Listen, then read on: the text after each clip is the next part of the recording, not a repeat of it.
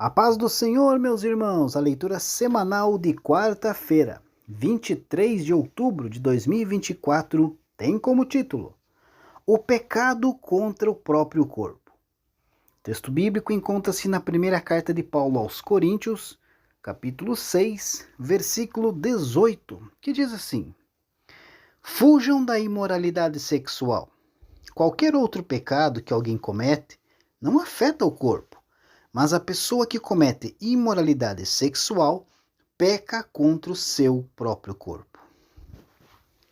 Queridos, analisando este versículo, nós verificamos que há um sentido no qual o pecado sexual destrói a pessoa como nenhum outro, porque se trata de algo tão íntimo e tão entrelaçado que corrompem o nível mais profundo do ser humano.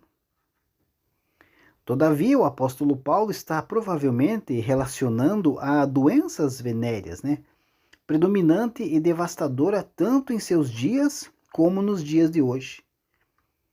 Nenhum pecado tem tanto poder para destruir o corpo, algo que o cristão tem que evitar por causa da realidade que a própria sequência do texto nos diz.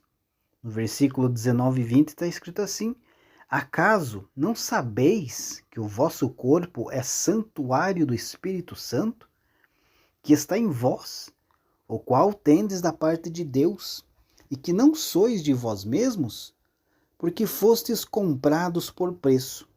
Agora, pois, glorificai a Deus no vosso corpo.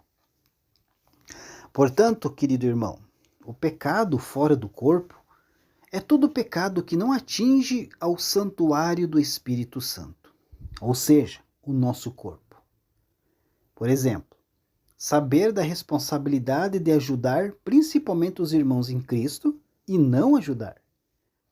Isso é um pecado de omissão, não fazer o que deveríamos fazer, conforme está em Tiago capítulo 4, versículo 17.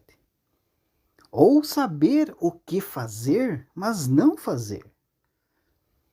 É um tipo de pecado que é feito fora do corpo, que não atinge o nosso corpo físico.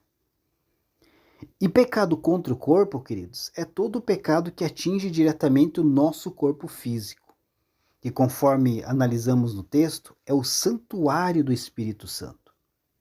Por exemplo, como o próprio texto nos mostra, a impureza sexual é um pecado contra o corpo. Podemos também usar o exemplo do vício em cigarros como um pecado contra o corpo. Deus abençoe a sua vida e uma ótima quarta-feira a todos.